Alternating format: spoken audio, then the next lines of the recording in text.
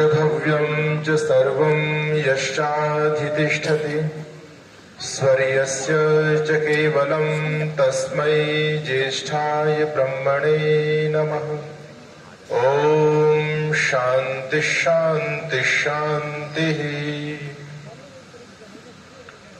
बहुत ही आदर और सम्मान के योग्य आज की सभा के सम्माननीय अध्यक्ष पूज्यपाद स्वामी वेद रक्षानंद जी महाराज, इस पवित्र मंच पर समुपस्थित हमारे बीच में बहुत आदरणीय सम्माननीय श्रद्धेय आचार्य श्री विजयपाल जी, पूजनीय आर्य जगत के बहुत ही सम्मानित विद्वान सुप्रतिष्ठित वैदिक सन्यासी पूज्य स्वामी संपूर्णानंद जी महाराज,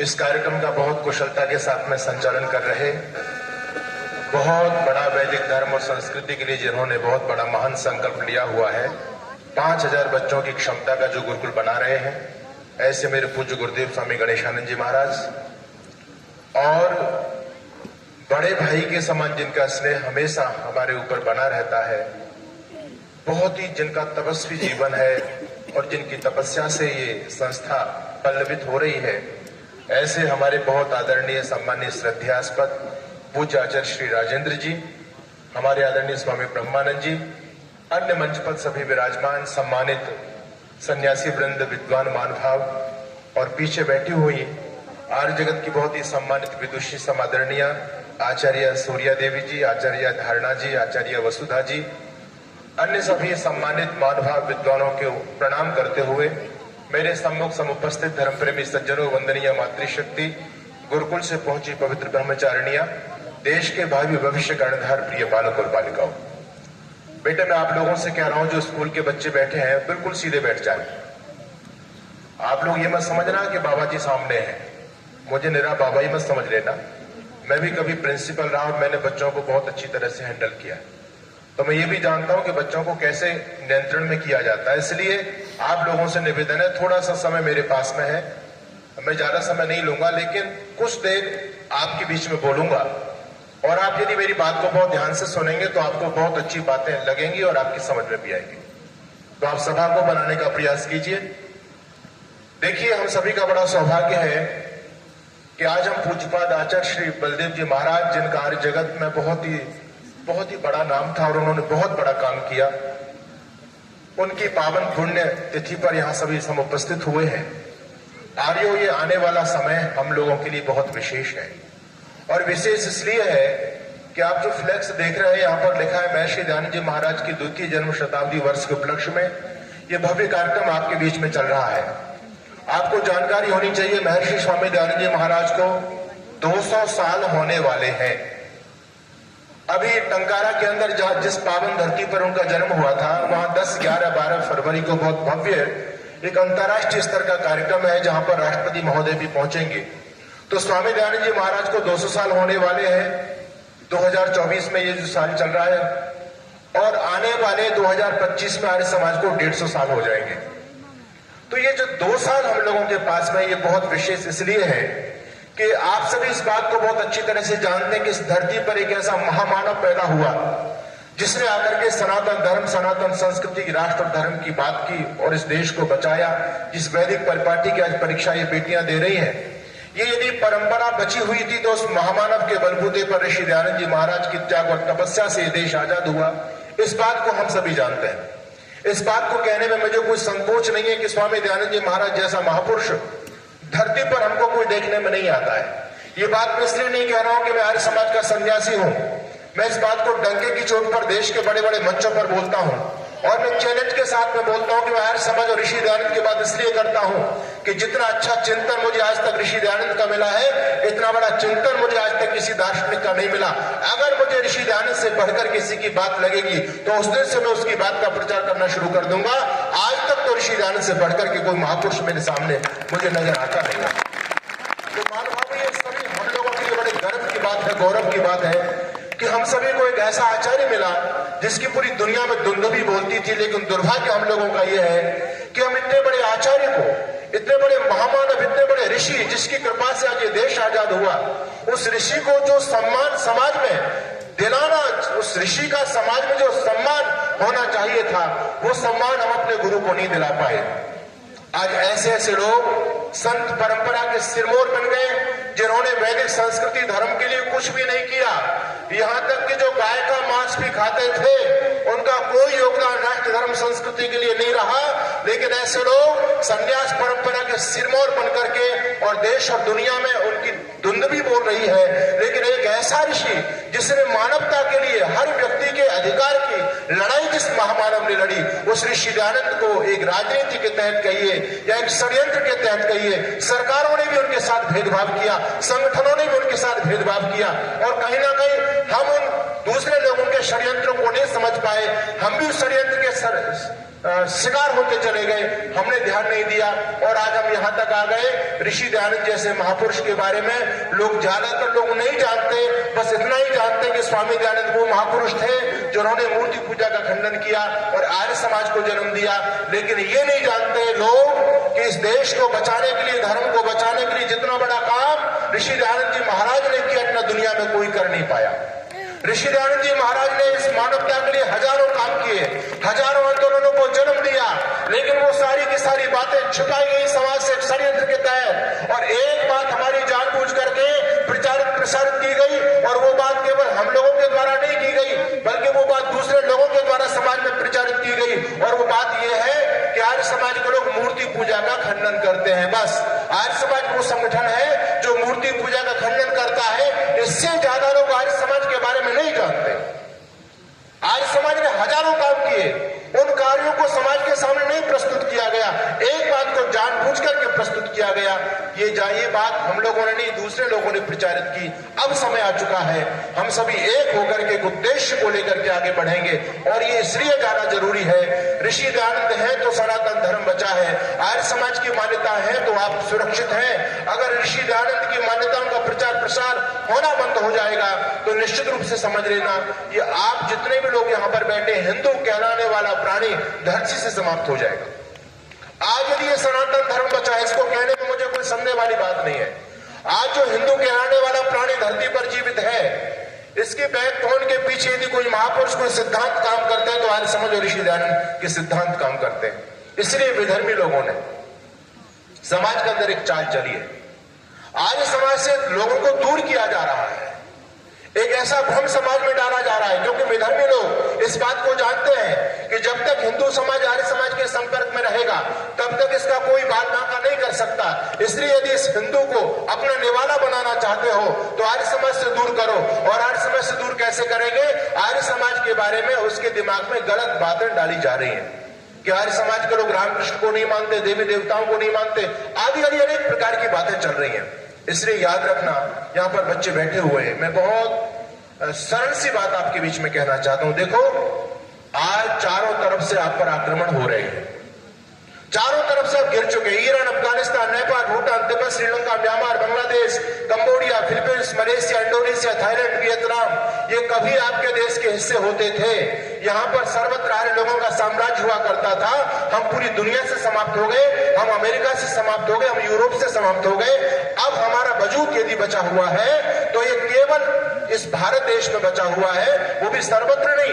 यत्र तत्र हम कुछ लोग सुरक्षित अपने आप को महसूस कर रहे हैं। अभी हमारे आदरणीय आचार्य आजाद जी मेवात की बात कर रहे थे। मेवात आपके हरियाणा में ही आता है, कोई दूर नहीं है। मेवात के अंदर क्या स्थितियां हैं आप इस बात को बहुत अच्छी तरह से जानते हैं। अब आपको करना क्या है? परिस्थितियां चारों तरफ से बहुत विकराल रूप ले रही हैं। अब यदि आप बचना चाहते हैं तो ऋषि दयानंद का चिंतन कैसे काम करेगा? देखिए, दो प्रकार की लड़ाइयां होती हैं, दो प्रकार के युद्ध होते हैं। एक शस्त्र का होता है, एक शास्त्र का होता है। शस्त्र के युद्ध का समय अब जा चुका है। वर्तमान में जो समय चल रहा है वो शास्त्र के युद्ध का चल रहा है। शास्त्र का युद्ध मतलब शास्त्रार्थ का युद्ध, शास्त्रार्थ का समय। पहले समय में आप जिनको शास्त्रार्थ कहते थे, आज की भाषा में उनको डिबेट कहा जाता है। आप लोग रोज टेलीविजन पर देखते हैं, शाम के समय में डिबेट होती है और वहां पर लोग तर्क वितर्क करते हैं, पक्ष विपक्ष पर चर्चा लोग करते हैं। तो अब आपको यह समझना है कि यदि आप अपना बचाव चाहते हो तो आपको डिबेट का समय है, विचारधाराओं की लड़ाई का समय चल रहा है। यदि आपकी विचारधारा स्ट्रांग है, मजबूत मजबूत है तो निश्चित रूप से आप विधर्मी लोगों के सामने टिक पाओगे, अपने सिद्धांतों की रक्षा कर पाओगे, देश धर्म संस्कृति को बचा पाओगे। और यदि आप अंदर से बिल्कुल खोखले हो, आपके सिद्धांतों में कोई दम नहीं है, तो आप कभी भी वैदिक सनातन धर्म की पताका दुनिया में नहीं फहरा पाओगे। इसलिए आज ऋषि दयानंद को हम नमन करते हैं। क्यों करते हैं? रामधारी सिंह दिनकर ने कहा था, स्वामी दयानंद से पहले हिंदू फुसफुसिया जीव था। फुसफुसिया का मतलब समझते हो? फुसफुसिया उस प्राणी को कहते हैं जिसके शरीर में रीढ़ की हड्डी नहीं होती, और जिसके शरीर में रीढ़ की हड्डी ना हो वो व्यक्ति कभी खड़ा नहीं हो सकता। हम हिंदू लोगों की स्थिति यही थी स्वामी दयानंद से पहले। कोई विधर्मी, कोई अपने सनातन धर्म से इतर का व्यक्ति, विदेशी विधर्मी जब हमारे धर्म पर, संस्कृति पर आक्षेप किया करते थे तो हमारे पास उनके प्रश्नों का कोई जवाब नहीं होता था। हम शर्म से गर्दन नीचे झुका करके केवल दांत फाड़ते रह जाते थे, उनके प्रश्नों का जवाब नहीं दे पाते थे। ऋषि दयानंद जी महाराज ने आकर के हमारी रीढ़ की हड्डी को वो मजबूती प्रदान की है। आज न केवल हम विधर्मी लोगों के प्रश्नों का जवाब देते हैं, बल्कि आक्रामक होकर के बोलते हैं, अरे नकारा धर्म का बचता है, आए जिसका जी चाहे, सदाकत वेद अकदस आजमाए जिसका जी चाहे। एक वो दौर था जब विधर्मी हमसे प्रश्न करते थे, हमारे पास जवाब नहीं हुआ करता था। आज हम बोलते हैं तो हमारे प्रश्नों का जवाब किसी विधर्मियों के पास में नहीं है। और आपको इस बात को सुख की अनुभूति होनी चाहिए। अभी कुछ समय पहले एक मौलवी साहब का वीडियो बड़ी तेजी से वायरल हो रहा था और उस बात को कह रहा था, यदि भारत में काम करने में हमें सबसे बड़ी समस्या भी किसी के चलते आ रही है तो आर्य समाज और उनके सिद्धांतों के चलते आ रही है। ये आर्य समाज के स्कॉलर लोग इतना जबरदस्त तरीके से बोल रहे हैं हमारे सिद्धांतों को लेकर के, कुरान को लेकर, हदीस को लेकर के। हमारे पास इनके प्रश्नों का कोई समाधान नहीं है। अगर भारत में हम अपनी जड़ मजबूत करना चाहते हैं तो हमको आर्य समाज का विकल्प ढूंढना पड़ेगा। ये काम ऋषि दयानंद ने किया है, ये काम आर्य समाज ने किया है कि आज सनातन धर्म की दुंदुभी दुनिया में यदि गुंजायमान हो रही है तो इसका श्रेय ऋषि दयानंद और आर्य समाज को जाता है। मैं आप लोगों से निवेदन करना चाहता हूं, वो समय आ चुका है। अगर आप बचना चाहते हो, इस सनातन धर्म संस्कृति को बचाना चाहते हो, लग जाओ ऋषि दयानंद के मिशन में। यदि अपनी नस्लों को बचाना चाहते हो तो आने वाले समय में यदि ये काम आप लोगों ने नहीं किया, मैं कहना चाहता हूं इतिहास न तुमको माफ करेगा, याद रहे, पीढ़ियां तुम्हारी करनी पर पछताएंगी। यदि बांध बांधने से पहले जल सूख गया तो धरती की छाती पर दरार पड़ जाएंगे। चारों तरफ से षड्यंत्र है। आपकी बहन बेटियों पर भी गिद्ध दृष्टि पड़ी हुई है। आप सोए हुए, आपको ये लगता है कि हम सुरक्षित हैं, कोई आने वाले समय में कोई खतरा हम लोगों के ऊपर नहीं है। अरे जो आज आप सोच रहे हो ना, 30 साल पहले यही बात कश्मीर के अंदर रहने वाले हमारे भाई बंधु भी सोचा करते थे, पाकिस्तान के अंदर रहने वाले हमारे भाई बंधु सोचा करते थे। उन्होंने कभी ईरान, जिसका प्राचीन नाम आर्यन है, आर्यन के अंदर रहने वाले लोगों ने कभी ये नहीं सोचा होगा कि एक दिन वो भी आएगा कि इस ईरान की धरती से हमारा वंश ही समाप्त हो जाएगा। कभी नहीं सोचा होगा। यही भूल उन लोगों ने की और यही भूल आज हम लोग भी कर रहे हैं। इसलिए सावधान होने की आवश्यकता है। चारों तरफ से षड्यंत्र है। आप कर क्या सकते हैं? मैंने कहा विचारधाराओं की जंग चल रही है। एक बात मैं आपसे पूछना चाहता हूं, ये बताइए, एक बात कही जाती है समाज में कि मुसलमान तो केवल 6000 इस देश में आए, आज 35 करोड़ है, पाकिस्तान बन गया उसमें अलग चलेंगे, लेकिन भारत देश में 35 करोड़ की स्थिति है। 6000 लोग आए, इतनी बड़ी करोड़ों की संख्या में कहां से इस देश में एक खतपरवार के रूप में पैदा हो गए? तो लोग कहते हैं कि जिनको आन प्यारी थी वो कुर्बान हो गए और जिनको जान प्यारी थी वो मुसलमान हो गए। हम लोग भी इसी बात को कहते हैं ना कि जो डरपोक प्रकृति के लोग थे वो डर की वजह से मुसलमान बन गए। ज्यादातर लोग इसी बात को मानते हैं, लेकिन मैं इस बात को स्वीकार नहीं करता।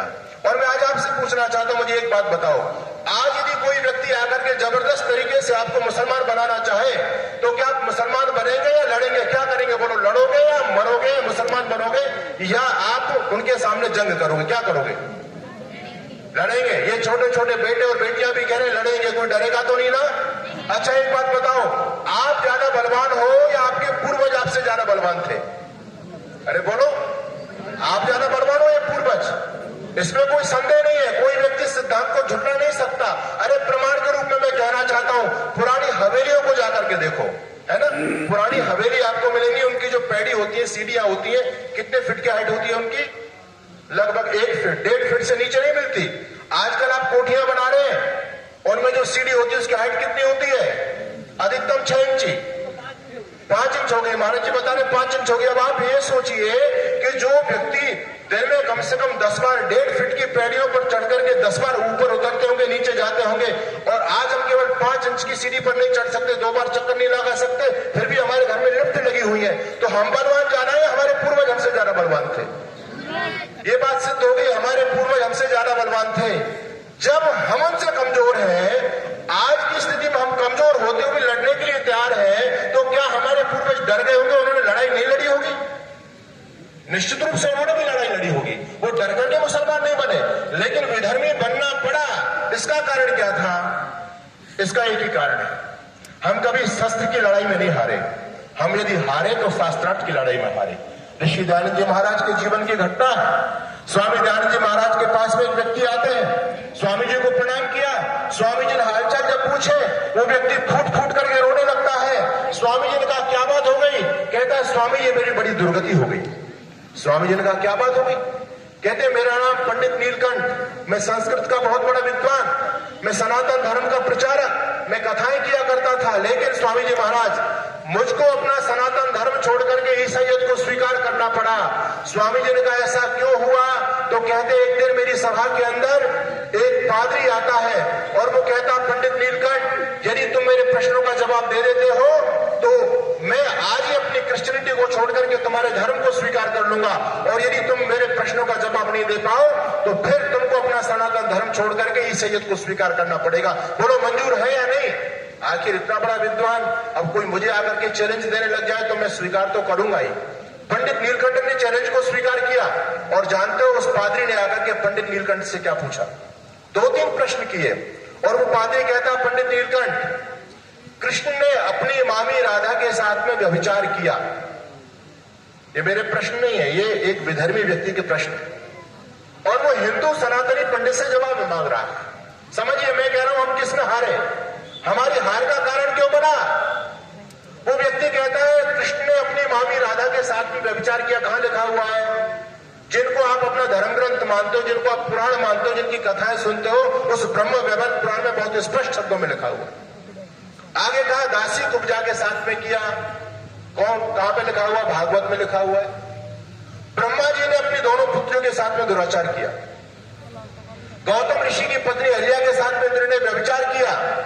वो कहता है पंडित नीलकंठ इन प्रश्नों का आपके पास में क्या जवाब है? आखिर पंडित नीलकंठ जवाब भी क्या देते? क्योंकि कोई बात जो उसने कही गलत तो नहीं कही ना भाई। उसने जो प्रश्न किए वो आपके धर्म ग्रंथों में लिखे हुए हैं, जिनको आप धर्म ग्रंथ मानते हो उसमें यथावत लिखा हुआ है। आखिर पंडित नीलकंठ के पास कोई प्रश्नों का जवाब नहीं। पंडित नीलकंठ मौन हो गए। उस व्यक्ति ने कहा पंडित जी मौन होने से बात नहीं बनेगी, शर्त लग चुकी है, प्रतिज्ञा की जा चुकी है, आपको धर्म परिवर्तन करना पड़ेगा।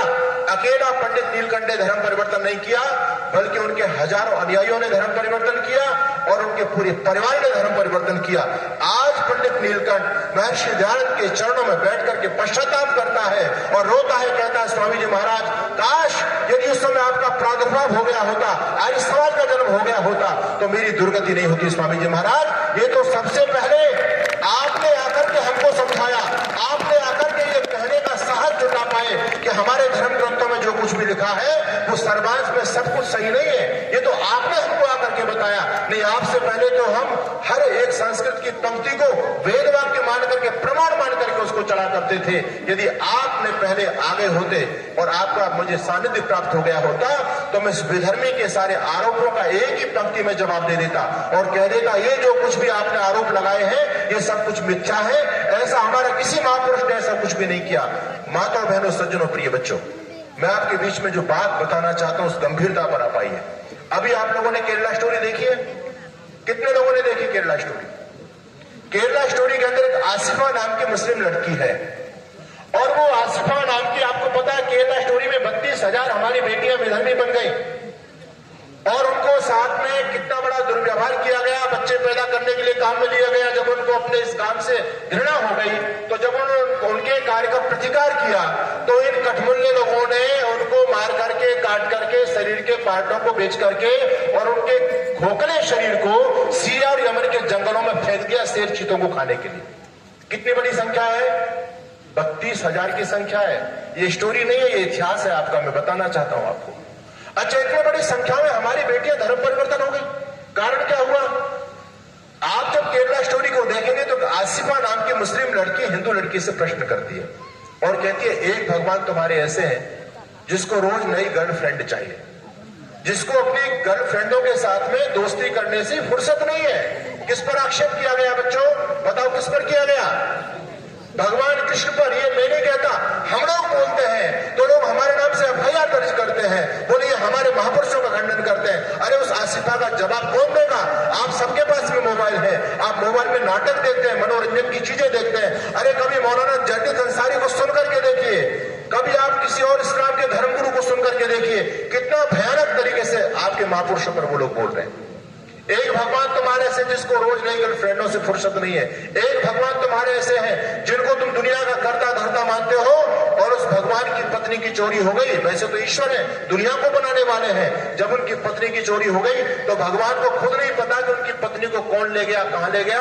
उन्होंने अपनी पत्नी को खोज करने के लिए बंदरों को भेजा और उन बंदरों को तुम पूछते हो। ये बात मैं नहीं कह रहा हूं, ये कौन कह रही? एक मुसलमान लड़की कह रही है इस बात को। अब मैं आपसे पूछना चाहता हूं, आज कोई बेटी या बेटे से कोई विधर्मी बच्चा आकर के प्रश्न करने लग जाए, क्या इन प्रश्नों का जवाब कोई बच्चा दे पाएगा? अरे बोलो, दे पाएगा? नहीं दे सकता। आखिर इतने बड़े परिवर्तन में धर्म परिवर्तन हुआ, आखिर जैसे तैसे एक लड़की उनके चंगुल से निकल करके आ गई। हालांकि जो एक बार चली गई वो आती नहीं है।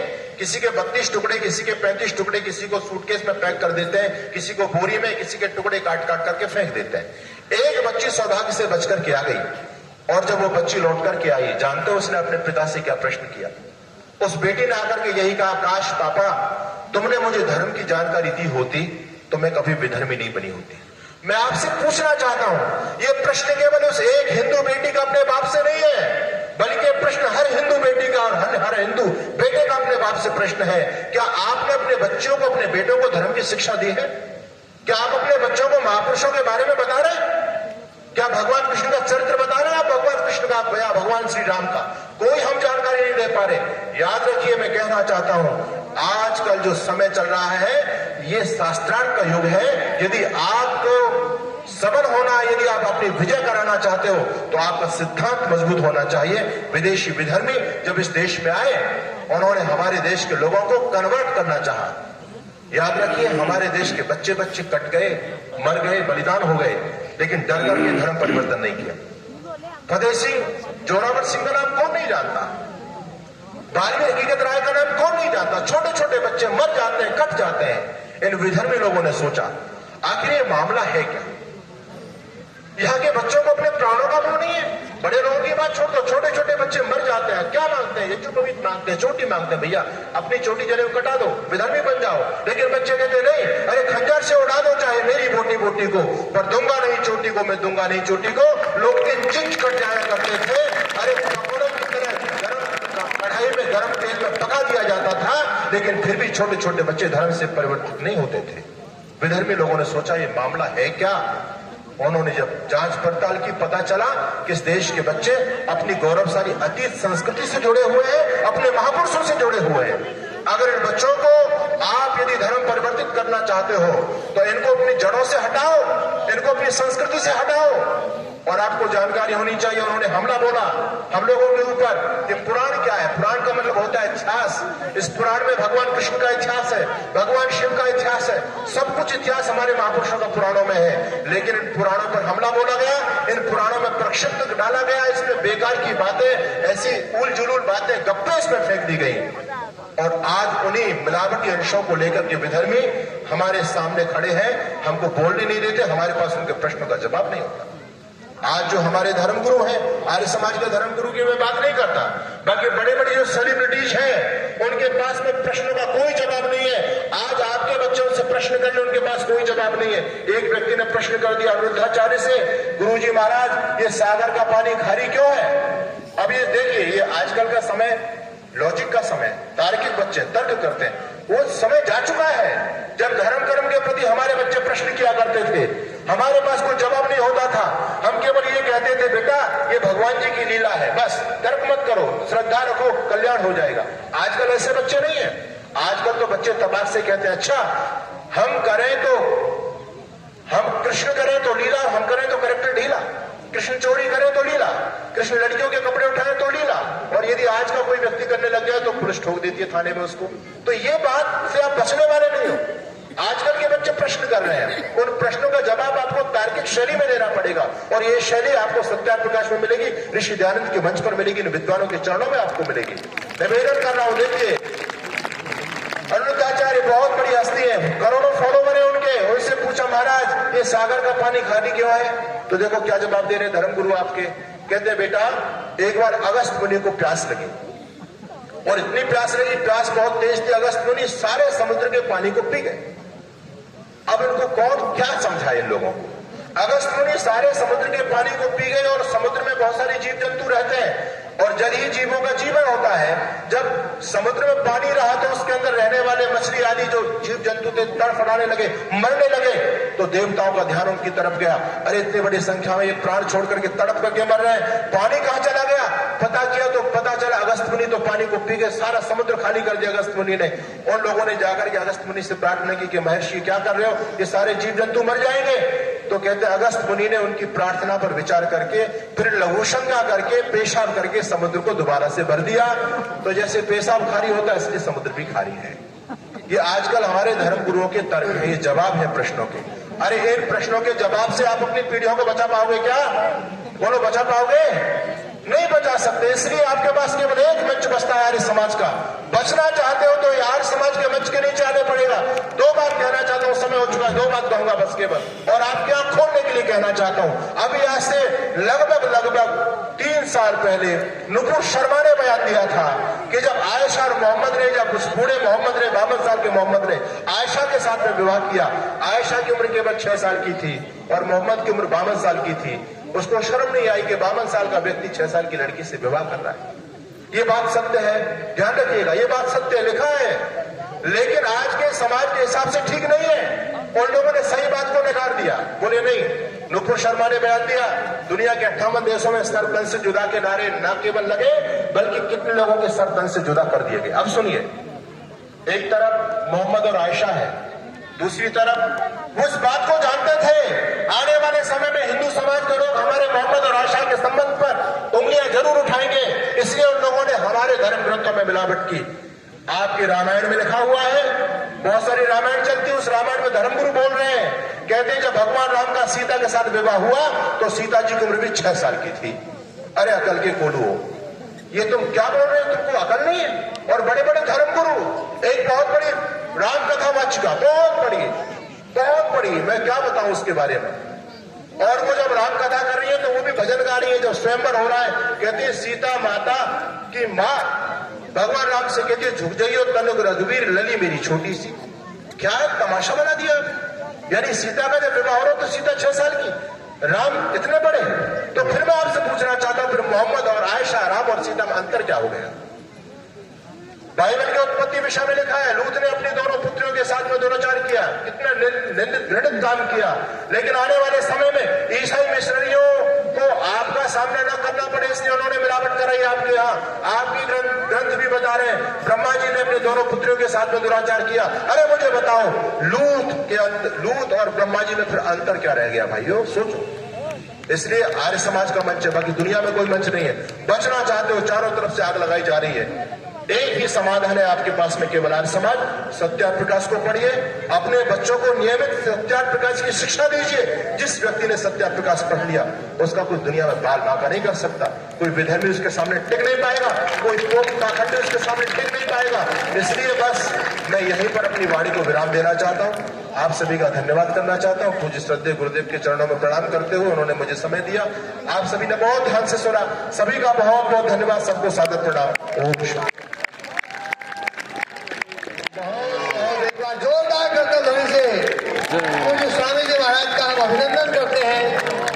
बहुत अद्भुत वक्तव्य के द्वारा और हमारी बहुत सारी समस्याओं का समाधान उन्होंने बताया। जब स्वामी जी महाराज बोल रहे थे तो कई लोग मेरे पास में फोन में बोल रहे, कान में आकर के बोलने लगे, बोले महाराज जी स्वामी जी का बहुत बहुत धन्यवाद देना, बहुत बहुत धन्यवाद देना।